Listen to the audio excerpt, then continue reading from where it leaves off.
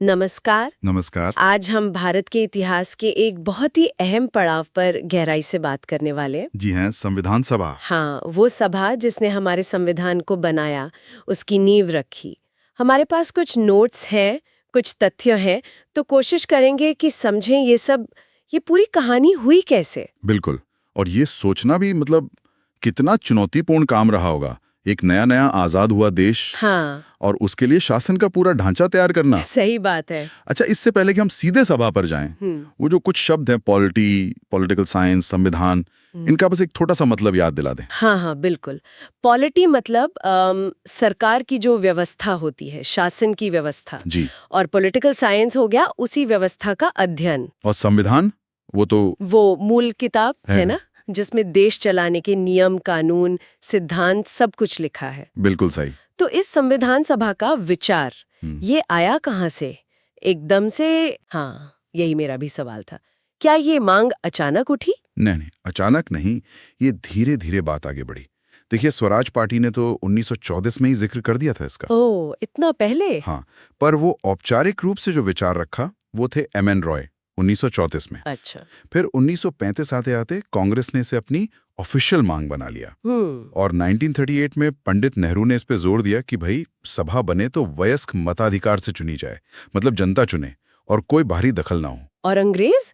उन्होंने कब मानी ये बात? इसमें तो वक्त लगा होगा। हाँ हाँ, काफी टालम टोल चली। सैद्धांतिक रूप से तो मान गए 1940 के अगस्त प्रस्ताव में। अच्छा। फिर 1942 में वो क्रिप्स मिशन आया। हाँ, सुना है उसके बारे में। वो एक निर्वाचित सभा का प्रस्ताव लेकर आए थे, लेकिन तब मुस्लिम लीग ने मना कर दिया। क्यों? क्योंकि वो बंटवारे पर और अपनी अलग संविधान सभा पर अड़ गए थे। ओह। तो आखिरकार 1946 में जो कैबिनेट मिशन योजना आई, उसी के आधार पर ये संविधान सभा बन पाई। तो ये बनी कैसे फिर? मतलब सदस्य कौन थे, कैसे चुने गए? हाँ, तो देखिए, कुल मिलाकर करीब 389 सदस्य तय हुए थे। 389? जी। काफी बड़ी संख्या है। जी, इसमें से लगभग 296 तो ब्रिटिश भारत के प्रांतों से थे और 93 देसी रियासतों से आने थे। और चुनाव सीधे जनता ने चुना? नहीं, सीधे जनता ने नहीं, ये अप्रत्यक्ष चुनाव था। मतलब जो प्रांतों की विधानसभाएं थी ना, उनके सदस्यों ने चुना था इन प्रतिनिधियों को। अच्छा, मतलब सिंगल ट्रांसफरेबल वोट वाला सिस्टम। हाँ, वही। और मोटा मोटा हिसाब ये था कि हर 10 लाख की आबादी पर एक प्रतिनिधि हो। और सीटों को भी बांटा गया था, मुस्लिम, सिख और सामान्य जनरल, उनकी आबादी के अनुपात में। इसका मतलब तो ये हुआ कि इसमें बहुत अलग अलग विचारों के लोग आए होंगे। बिल्कुल, यही तो इसकी खूबसूरती थी। कांग्रेस सबसे बड़ी पार्टी थी, करीब 208 सीटें। मुस्लिम लीग को भी 73 मिली और बाकी 15 सीटें छोटे दलों और निर्दलीय उम्मीदवारों को। और महिला है। हाँ, ये महत्वपूर्ण है, 15 महिला सदस्य भी थीं इसमें। बढ़िया। लेकिन एक बात ध्यान देने वाली है, शुरू में जो देसी रियासतें थी ना, उन्होंने इसमें हिस्सा लेने से थोड़ा परहेज किया। ओह, वो शामिल नहीं हुई शुरू में? हाँ, खासतौर पर हैदराबाद जैसी कुछ रियासतें दूर ही रहीं। अच्छा, तो फिर जब बैठकें शुरू हुई, पहली बैठक कब हुई और क्या हुआ उसमें? पहली बैठक हुई 9 दिसंबर 1946 को। डॉक्टर सच्चिदानंद सिन्हा वो सबसे वरिष्ठ सदस्य थे, तो उन्हें अस्थायी अध्यक्ष बनाया गया। ठीक है। लेकिन सबसे बड़ी बात यह हुई कि मुस्लिम लीग ने इसका बहिष्कार कर दिया, वो आई नहीं। ओह, ये तो बड़ा झटका रहा होगा शुरू में। जी, क्योंकि वो अलग पाकिस्तान की मांग पर कायम थे। तो फिर काम कैसे आगे बढ़ा? स्थायी अध्यक्ष वगैरह कब चुने गए? हाँ, तो 2 दिन बाद ही 11 दिसंबर को डॉक्टर राजेंद्र प्रसाद को स्थायी अध्यक्ष चुन लिया गया। जी। और साथ में 2 उपाध्यक्ष भी थे, एच.सी. मुखर्जी और वी.टी. कृष्णमाचारी।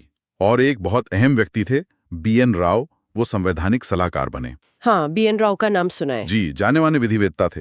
और फिर 13 दिसंबर को नेहरू जी ने वो ऐतिहासिक उद्देश्य प्रस्ताव पेश किया। उद्देश्य प्रस्ताव, हाँ, इसका क्या महत्व था? ये बहुत सुना है इसके बारे में। ये बहुत ही महत्वपूर्ण था।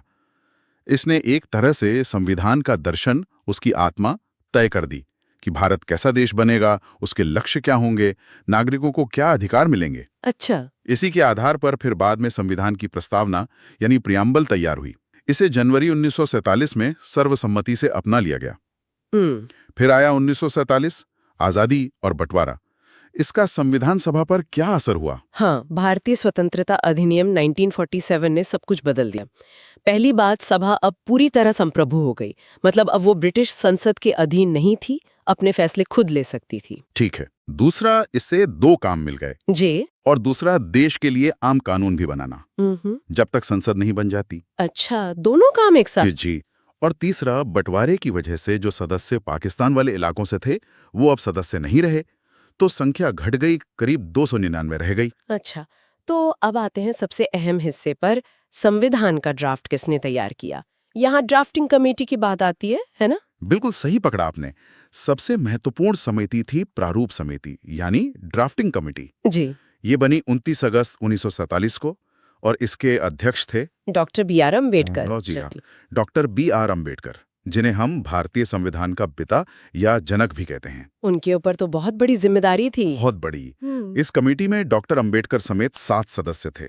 बड़े बड़े नाम थे एन गोपाल स्वामी अय्यर, अल्लादी कृष्णा स्वामी अय्यर, KM मुंशी जी। इनका काम था संविधान का पहला मसौदा बनाना, फिर जो भी सुझाव आए, बहस हुई, उन सबको देखकर फाइनल ड्राफ्ट तैयार करना। ये तो बहुत मेहनत का काम रहा होगा। निश्चित रूप से। और एक बात और, डॉक्टर अंबेडकर पहले बंगाल से चुने गए थे। हाँ। पर बंटवारे में वो सीट पाकिस्तान चली गई, तो फिर उन्हें बॉम्बे से दोबारा चुनकर लाया गया। ओह अच्छा। तो ये पूरी प्रक्रिया, ये लिखने, पढ़ने, बहस करने का काम, ये कब तक चला? कब तैयार हुआ संविधान? इसमें काफी समय लगा, कई दौर की बहसें हुई, संशोधन हुए। आखिरकार 26 नवंबर 1949 को संविधान सभा ने इसे पारित कर दिया, अपना लिया। 26 नवंबर 1949, इसी दिन को हम संविधान दिवस मनाते हैं। बिल्कुल, इसी दिन कुछ हिस्से जैसे नागरिकता, चुनाव वगैरह, वो तो उसी दिन लागू भी हो गए थे। उस दिन करीब 284 सदस्य मौजूद थे जिन्होंने हस्ताक्षर किए। और पूरी तरह से लागू कब हुआ? उसके लिए 2 महीने इंतजार किया गया। सभा की आखिरी बैठक हुई 24 जनवरी 1950 को। उस दिन क्या खास हुआ? उस दिन डॉक्टर राजेंद्र प्रसाद को भारत का पहला राष्ट्रपति चुना गया और हमारा राष्ट्रगान और राष्ट्रगीत भी अपनाया गया। अच्छा, और फिर ठीक 2 दिन बाद 26 जनवरी 1950 को हमारा संविधान पूरी तरह से लागू हो गया और हम बन गए एक गणतंत्र दिवस। जी, गणतंत्र दिवस। और ये तारीख भी खास है। 26 जनवरी इसलिए चुनी गई क्योंकि 1930 में इसी दिन कांग्रेस ने पूर्ण स्वराज दिवस मनाया था। हाँ, ये एक ऐतिहासिक कनेक्शन है। अच्छा, इस पूरी प्रक्रिया से जुड़े कुछ और रोचक तथ्य हैं? जैसे कितना समय लगा, कितना खर्च हुआ? हाँ, कुछ आंकड़े हैं। कुल समय लगा 2 साल, 11 महीने और 18 दिन। बाप रे, लगभग 3 साल। जी। कुल 11 सत्र हुए, बैठकें हुई और जो ड्राफ्ट था उस पर करीब 114 दिन बहस चली। 114 दिन सिर्फ बहस? हाँ, और खर्च का अनुमान है लगभग 64 लाख रुपए उस समय। राष्ट्रीय ध्वज, तिरंगा, वो पहले ही अपना लिया गया था 22 जुलाई 1947 को। अच्छा। और हाँ, जो मूल संविधान बना उसमें 395 अनुच्छेद थे, 22 भाग और 8 अनुसूचियां थी। दुनिया के सबसे लंबे लिखित संविधानों में से एक है ना? जी बिल्कुल। वाकई ये तो एक बहुत ही विशाल और कहना चाहिए जटिल प्रक्रिया थी। अगर संक्षेप में देखें तो संविधान सभा ने अलग अलग सोच, अलग अलग पृष्ठभूमि के लोगों को एक साथ लाकर बहुत गहन विचार विमर्श के बाद, हाँ, बहसें भी खूब हुई। हाँ, बहसों के बाद भारत के लिए एक मजबूत नींव रखी। और इसमें डॉक्टर अंबेडकर और उनकी ड्राफ्टिंग कमेटी का रोल तो मतलब केंद्रीय था। बिल्कुल, कोई शक नहीं। और ये जानना कि हमारे देश के शासन के नियम कैसे बने, किन बहसों से गुजरे, ये हमें आज भी अपने अधिकारों और जिम्मेदारियों को बेहतर समझने में मदद करता है। सही बात है, ये सिर्फ इतिहास की बात नहीं है, ये हमारे आज और कल से जुड़ा है। बिल्कुल। अच्छा, जाते जाते एक सवाल मन में आ रहा है। स्वतंत्रता अधिनियम ने देसी रियासतों को विकल्प दिया था, भारत में मिले, पाकिस्तान में मिले या चाहे तो आजाद रहे। हाँ, ये विकल्प था। जरा सोचें, अगर उस वक्त हैदराबाद या जूनागढ़ या कश्मीर जैसी कुछ बड़ी रियासतें भारत में शामिल होने से मना कर देती तो आज भारत का नक्शा कैसा होता? ये सोचने वाली बात है। शायद राजनीति, भूगोल, सब कुछ कितना अलग होता।